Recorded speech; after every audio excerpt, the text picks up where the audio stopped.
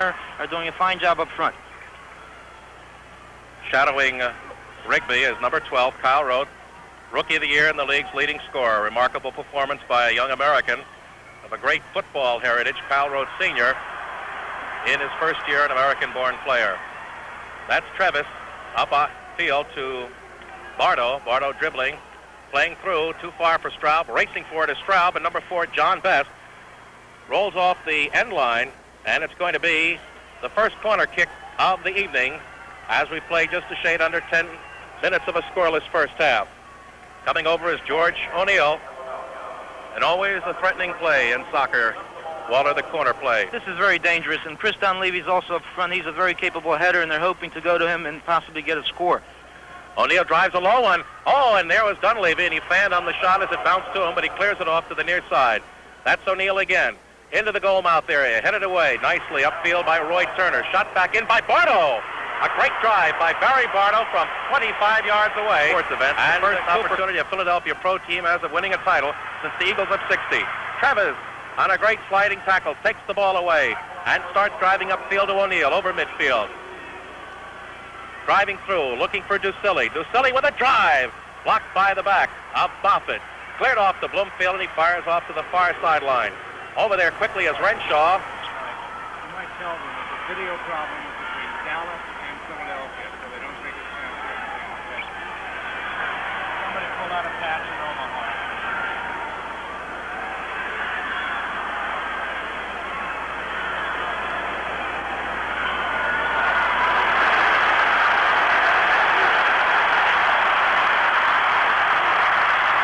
Back at Texas Stadium, a play through to Renshaw. He's going to drive one. Off to O'Kay, and he hits it too high and drives it 35 yards high and over the goalpost into the far corner. And the first real threatening gesture heeded by the Dallas Tornado. So far, Dunleavy's done a good job to keep him under control. There's Trevis over his head. Screening. It's Dunleavy. The ball rolls loose as Rigby could not get to it, and there was Rote, ever dangerous. That was a heart-thumping moment for Philadelphia Adam fans. A fine play by Chris Dunleavy, never panicking, realizing that Rote was breathing on his back, but still was able to win the ball and knock it out of danger. 5, Dunleavy. I'll put his tape on.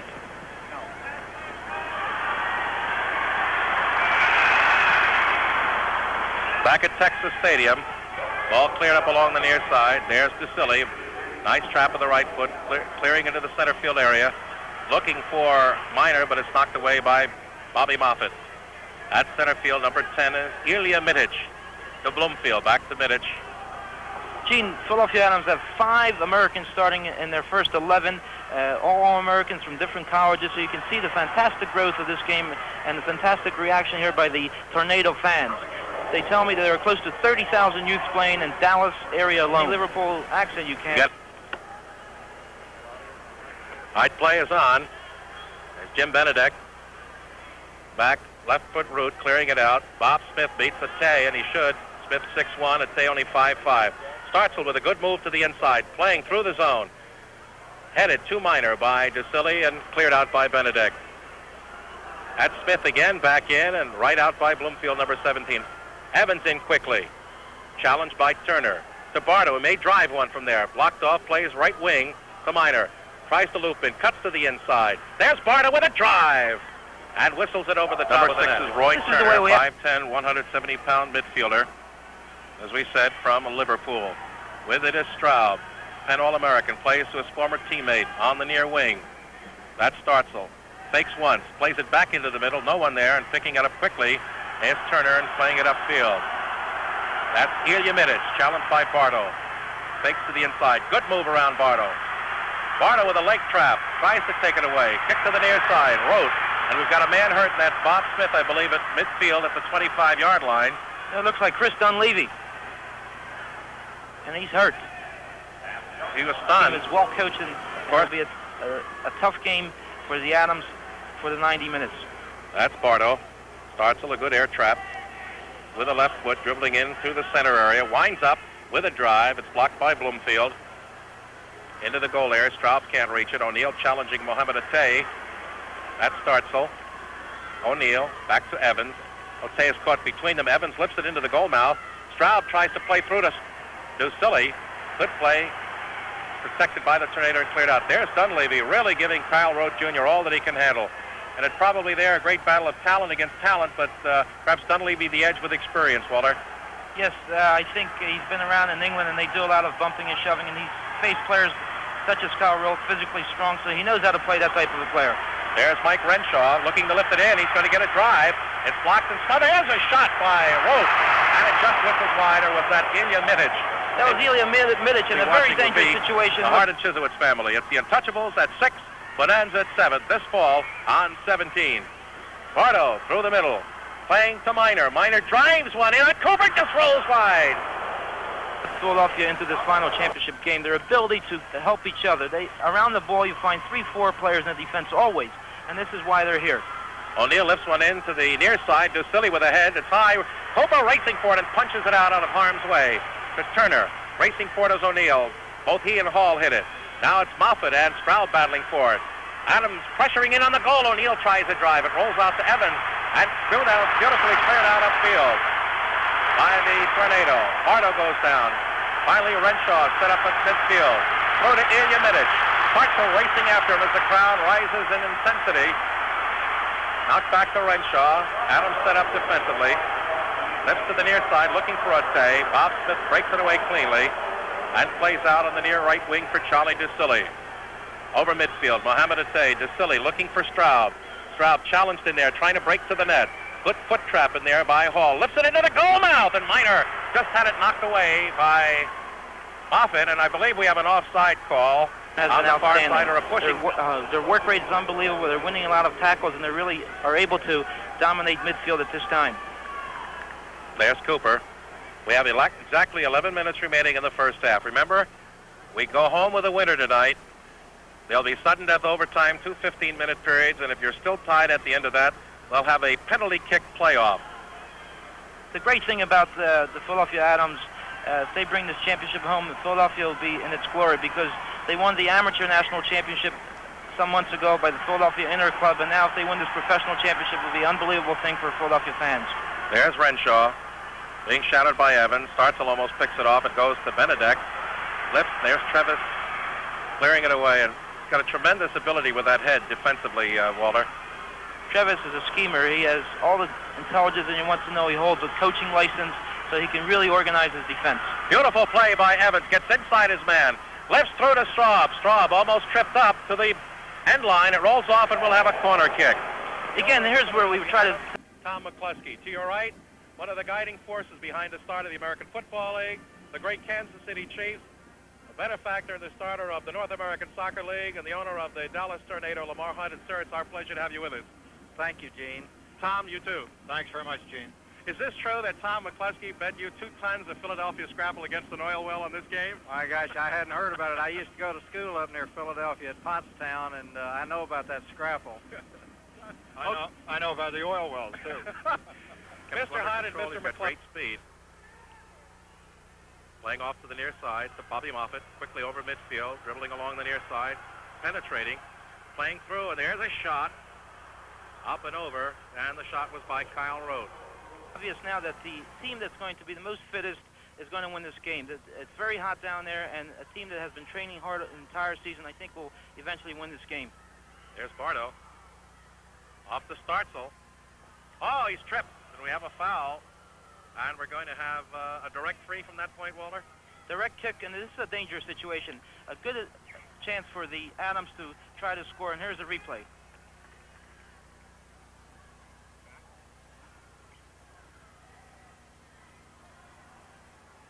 Back to live action.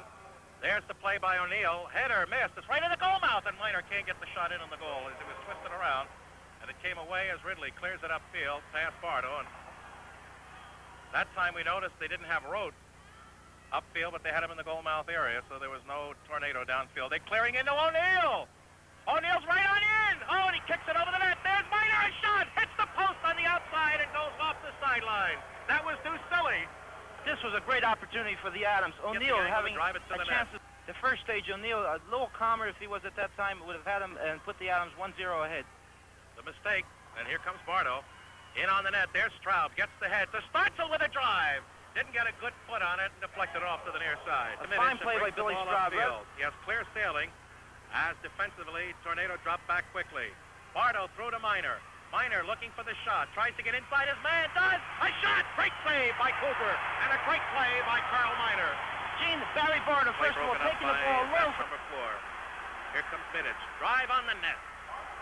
And Rigby made the save, and with the score, Adams nothing, Tornado nothing, 31 minutes left in regulation play. We'll pause for 30 seconds. Adams score because I don't want to see him play 30 minutes overtime. This heat down below is unbelievable, and the players are really working hard. Bloomfield for the net. Rigby out. Great save as he had Rote in there. This is a new skill that Bob Rigby has acquired, and watch him on the replay and having the ability to prevent a score. Good shot there, so they lift it into the goal. Going up for the head kick, he scores! Gene, the Tornadoes kicked it into their own net. The Tornadoes kicked it into their own net. A self-scored goal by Johnny Best. Mistake, he wanted to clear, and he put it in the upper corner. And this often happens in the championship game. There it is, the break that they've been waiting for. And the Adams lead it 1-0 with 25 minutes and 31 seconds remaining. You saw it as the direct free was cleared in by Evans from this side and shot in accidentally into the net by John Best. And 1-0, and now Dallas can no longer play defensively, and this is going to be a wing-ding last 25 minutes. They must now score 2 goals tonight to win it. The Adams have theirs, and let's see how well the best defensive team in the North American Soccer League can protect that lead. Gene, in 1968, a similar situation occurred in Los Angeles. Los Angeles clearly stuck in the net. Watch it, and Rigby got his foot in it, and then as Ridley tried to play it, it was blocked off again by the Adams. And we have a substitution here, Gene. Manny Shellshide is in the game replacing Charlie Ducilli. And a very smart move by Coach Miller because Manny has the ability to hold the ball and slow down the pace. All right, watch Startzel. Playing through there. Straub, he's in! He shoots! Oh, and Cooper was off balance and managed to block the play. A great play by Stanley Startzel, pushing the ball through, and there's a little more power by Billy Straub. To the far wing, battling for it and taking it away beautifully is Carl Minor. Turner is on his back, but Minor shoves back to Startzel, just inside midfield along the far wing. There's O'Neill. O'Neill looks, he's got Straub in the middle. But Moffat cuts across the headed, back to Minor. Loops it in on the net. Cooper shot, the puck is loose. Not the puck, but the ball, as the little hockey came in there. Come on, Gene, stay in the game. This is soccer, not hockey. Well, I only said it once in the Montreal game. Watch it now. Teams have played beautifully. This is now where the home advantage comes into play. The fans are starting to get the players' sake, trying to create a score, and this could be problems. There was a shot that hit the post. A shot, another one. Great save by Bob Rigby as the shot from the far side by Ilya Mitic hit the post, and let's watch that one again.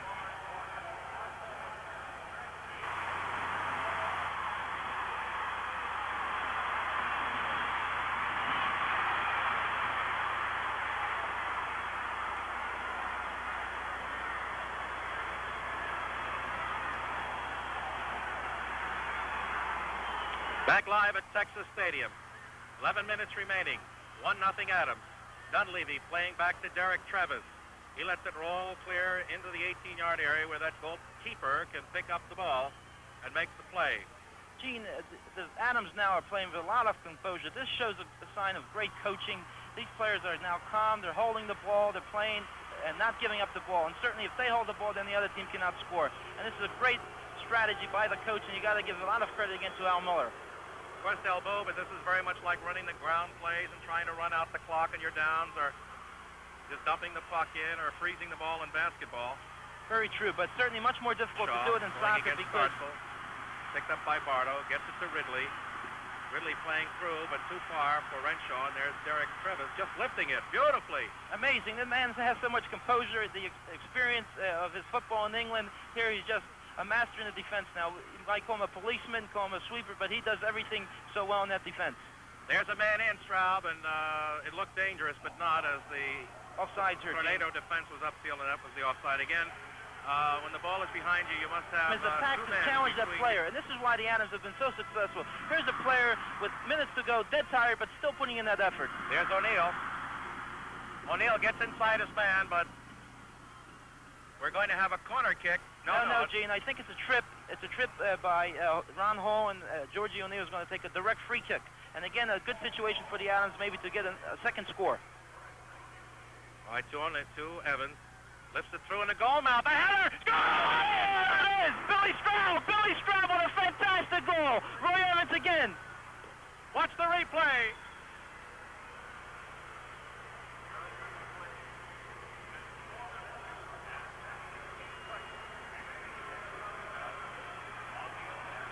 Back in live action. An extraordinary goal by Billy Straub, who ironically or aproposly or histrionically scored a goal, the second goal that beat Dallas in Montreal when he was an Olympic, may have just given the Philadelphia Atoms the North American Soccer League Championship. It's 2-0 and the clock running, showing 4:20 left.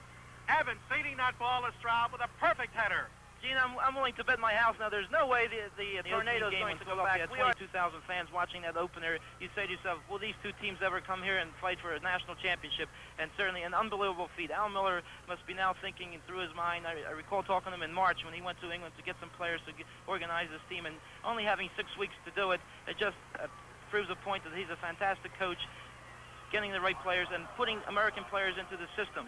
5 starting players in this lineup today prove that we have the players now in the NASL that can do it.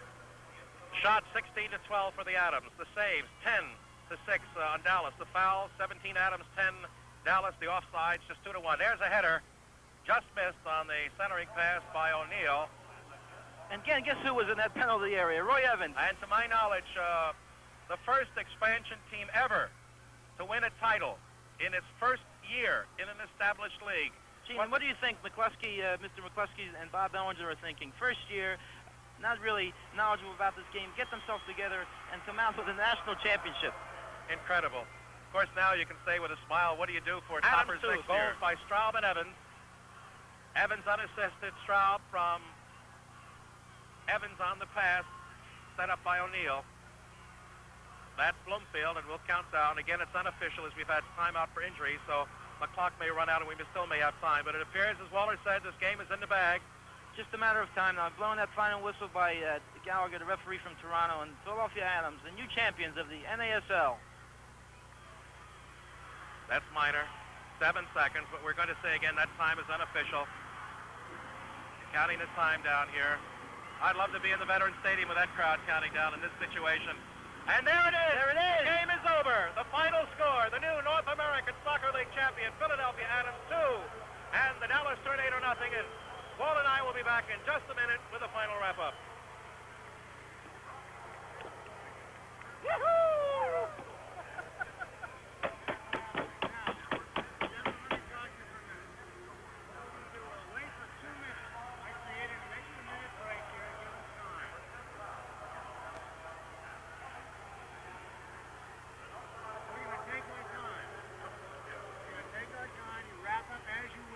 You want to go down?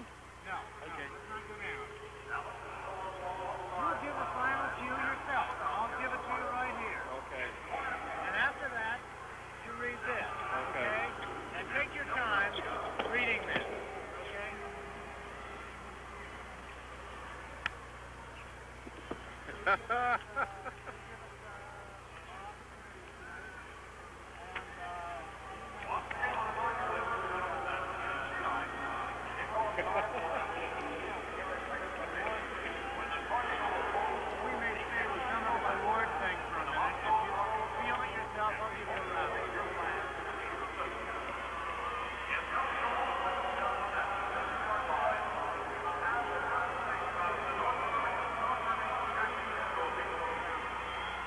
Yeah, our fans, Tim.